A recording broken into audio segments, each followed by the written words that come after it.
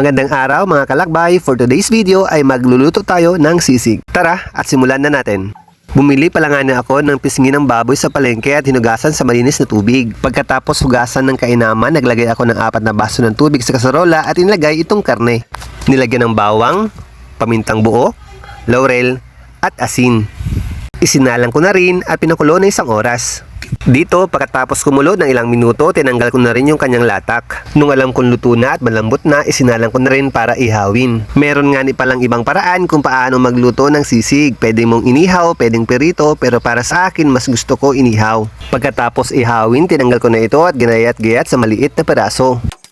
Nagpainit ng kawali, naglagay ng mantika at ginisa itong sibuyas, bawang at luya. At sinunod ko na rin itong karne. Binunduran ng pamintang durog, siling green at puting sibuyas. At hindi makakompleto itong ating sisig kung walang itlog. Hinalo-halo ng katamtaman para maging balanse ang lasa. At para makompleto, inilagay ko na rin itong mayonnaise. Hinalo-halo ulit para manuot ang kanyang lasa. Oh, pwede na to. Meron lamang akong konting hiling kapag napadaan at nagustuhan mo ang video na ito, pa-like and share naman para mapanood pa ng iba. Salamat!